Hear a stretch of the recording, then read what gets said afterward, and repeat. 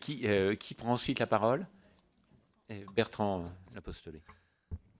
Bonjour et merci de nous accueillir. Je vais changer un peu de sujet en n'ayant pas l'impression d'être hors sujet et je voudrais en remercier mes voisines et voisins des ONG environnementales et vous-même, puisque la dimension sociale de la transition énergétique est aujourd'hui vraiment reconnue. Et c'est grâce à vous, à cette prise en compte, cette écoute sur ces sujets qui sont importants et qui permettent de dire que, à travers notamment le sujet de la précarité énergétique, la justice climatique est une vraie préoccupation, j'allais dire malheureusement, mais c'est le cas, doit être une vraie préoccupation dans la question de la transition énergétique aujourd'hui en France.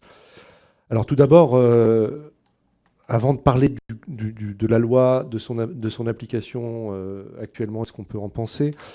Vous donner une information, si vous ne l'avez pas déjà vue. L'Observatoire national de la précarité énergétique avait publié dans son premier rapport, fin 2014, en octobre 2014, le chiffre consolidé, établi sur la base d'un consensus, de 5 100 000 ménages touchés en France par la précarité énergétique. Il vient, et c'était un peu plus de 11 millions de personnes, il vient de mettre à jour, sur les mêmes bases, le chiffre. Et malheureusement, mais on s'y attendait, il est plus important, c'est quasiment 5 800 000 ménages qui sont en précarité énergétique sur la base de l'enquête nationale logement de 2013. C'est un peu plus, vient de passer le cap des 20% des ménages. Un peu plus de 1 ménage sur 5. C'est donc évidemment très important et ça confirme, s'il en était besoin, cet enjeu à travers la précarité énergétique, de prendre à bras-le-corps la justice climatique dans la transition. Pour reprendre maintenant dans la loi et dans son application ou dans son manque d'application pour le moment, selon les cas, les différents thèmes principaux qui concernent ce sujet. Tout d'abord, alors plutôt une satisfaction sur la logique du scénario de rénovation massive et ciblée. Et peut-être, avant d'entrer dans le détail de ça, rappeler que ce qui avait été établi et consolidé notamment au moment du débat national sur la transition énergétique, c'est l'importance d'avoir un système d'action en France pour lutter efficacement contre la précarité énergétique, c'est-à-dire agir sur les causes, principalement les passoires thermiques, occupées par des ménages modestes et précaires, et en parallèle, parce que ça prendra quand même du temps, traiter les effets avec des ménages qui sont sous pression extrêmement forte de la dépense contrainte et des arbitrages qui amènent aux situations de privation de chauffage. Donc dans ce système d'action, je dirais le cœur de l'action, c'est la rénovation massive et ciblée de logements passoires thermiques avec un objectif qui a été fixé à 500 000 rénovations thermiques par an, dont 50% de logements occupés par des ménages modestes. Et c'est, de notre point de vue, effectivement, évidemment, la partie la plus importante de la phrase. Et de ce point de vue-là, il commence à se passer des choses. C'est 250 000 logements par an à partir de 2017. Si on enlève ce qui se fait bon an, mal an dans le parc HLM, il reste un objectif à atteindre de 130 000, environ 130 000 logements par an dans le parc privé. Et on sait que l'enjeu principal, il est là. Les passoires thermiques, elles sont d'abord dans le parc privé.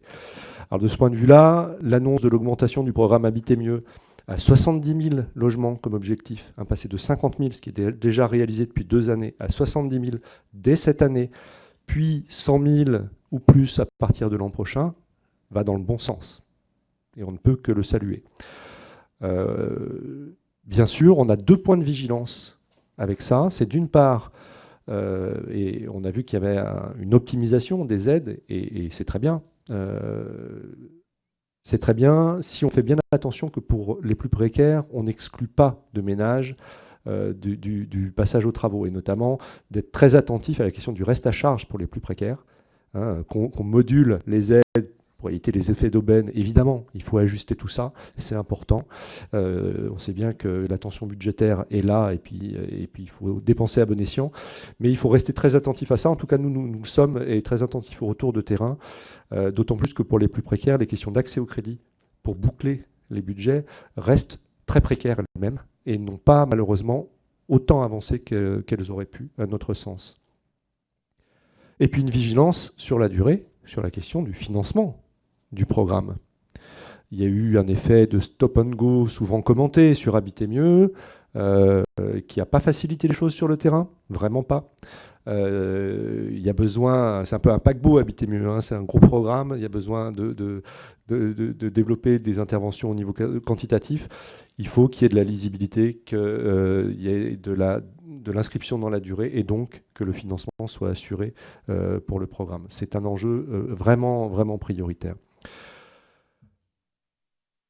Sur la question des financements, on avait vraiment appelé de nos voeux une implication plus franche et nette de la question, même si ce n'est pas la seule réponse sur la question du financement, des certificats d'économie d'énergie sur un fléchage vers les actions de lutte contre la précarité énergétique. Alors il y a une évolution dans la loi qui est importante. Il y a eu des décrets mis en œuvre dans les temps, avec une nouvelle obligation dédiée à la précarité énergétique, enfin, à la lutte contre la précarité énergétique effective pour 2016 et 2017, dont on a regretté qu'elle ne soit pas au volume qui nous aurait semblé le bon, mais surtout, pour l'instant, on est un peu dans l'expectative et dans une difficulté de lisibilité, là aussi, les questions de stabilité, mais de constater malheureusement qu'avec ce système des C2E, ou la façon dont il est mis en œuvre, je ne sais pas, mais en tout cas, de là d'où on est, on ne peut que constater que les moyens supplémentaires ne sont pas forcément tant là que ça, et que c'est difficile. Il n'y a pas autant de moyens supplémentaires, effectivement, parce que l'évolution des cours, de l'obligation générale et du coup de l'obligation spécifique, on est à mi-année 2016, on ne sait toujours pas comment ça se cale, et pour les acteurs de terrain, pour construire des actions, pour les financer, même si ça ne repose pas que sur les C2E, c'est une dimension importante, bah, ce n'est pas facile. Et donc on regrette le manque de lisibilité et quelque part l'impression que ce système est tendanciellement plutôt tiré vers le bas en termes de moyens qui sont amenés sur ce sujet de la lutte contre la précarité énergétique. Les financements, les aides publiques aux travaux, les incitations, c'est important.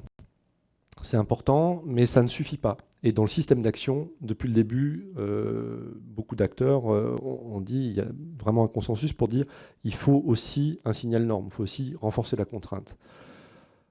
Alors on a un article 12 qui est très intéressant avec l'idée d'intégrer dans les critères de décence du logement pour le parc locatif des critères de performance, un critère de performance thermique, et avec un calendrier échelonné de mise en œuvre. Alors le décret, on a vu le projet très récemment, on est extrêmement déçus. On a trouvé, on l'a commenté comme indécent ce décret sur l'intégration de la performance thermique dans le logement décent.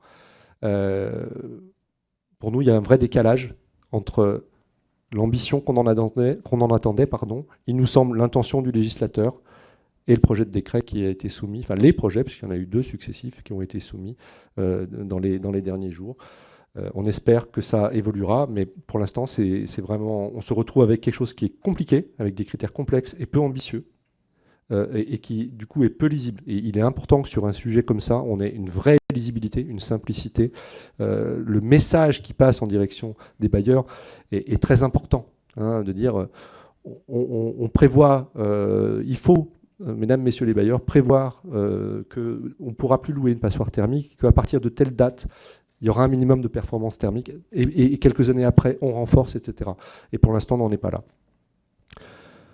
C'est important d'autant plus que jusqu'à maintenant, le programme Habiter mieux ou l'action collective a plutôt réussi à adresser la population des propriétaires privés d'habitat individuel. Le gros travail que nous avons collectivement devant nous, en termes de réhabilitation, c'est l'habitat collectif mêlant les statuts de copropriétaires occupants et de locataires. Et ça va être plus compliqué, on est moins outillé pour, donc il faut faire évoluer les aides et les incitations, mais vraiment dans ce domaine-là, sur la partie du locatif, on n'y arrivera pas sans un parallèle de signal norme, en parallèle des incitations. Et pour finir, je voudrais commenter la mesure du chèque énergie. C'est pallier les effets, hein, comment on aide les gens autour de la facture. Alors c'est sûr que ce n'est pas une solution à terme. On n'a jamais porté ça, nous, comme une solution à terme. La solution à terme, c'est de supprimer les passoires thermiques. On sera tous logés en classe A, B. Il y aura malheureusement sûrement toujours un sujet de précarité, mais on aurait au moins traité la précarité énergétique. Le problème, c'est le temps. Et le délai pour faire ça. Alors, même si on met les moyens, il faudra du temps. Et donc, il faut aider les ménages sur la facture. Et pourquoi il faut les aider? Bien sûr, par solidarité, par humanité, mais aussi, et d'abord, non pas pour éviter l'impayé, mais pour éviter les situations de privation, et notamment leur impact sur la santé. Donc il faut obtenir un effet. Et aujourd'hui, donc le système du chèque énergie, on considère vraiment que c'est une avancée par rapport aux tarifs sociaux, au regard de l'équité, puisque ça intervient différemment sur toutes les énergies de chauffage. Et ça, c'était important parce qu'il y avait une situation inéquitable. En revanche, il y a un vrai problème de montant moyen du chèque. Le montant moyen du chèque à 125 € par an, c'est pas 150 hein, comme annoncé, c'est 125. C'est trop peu, c'est beaucoup trop peu.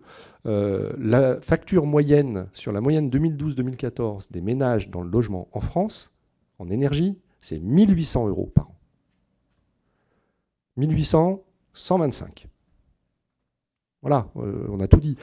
Il nous semble, à nous, que le minimum pour obtenir un effet sur la privation, c'est un montant moyen à 400 €. Alors oui, c'est onéreux, enfin, c'est des moyens, mais avec ces moyens-là, on obtient un effet. À 125 €, on aura quand même engagé des moyens conséquents et on n'obtiendra pas l'effet. Voilà. J'en ai terminé pour le commentaire de cette loi, mais j'insiste vraiment sur la question du décret en termes d'actualité, sur la question du décret d'essence, avec un vrai décalage, il me semble, là encore, entre l'intention du législateur et les débats qu'il y a eu sur cette mesure forte et d'ampleur, et la manière dont elle se prépare en termes de déclinaison pratique. Merci. C'est Lorelai.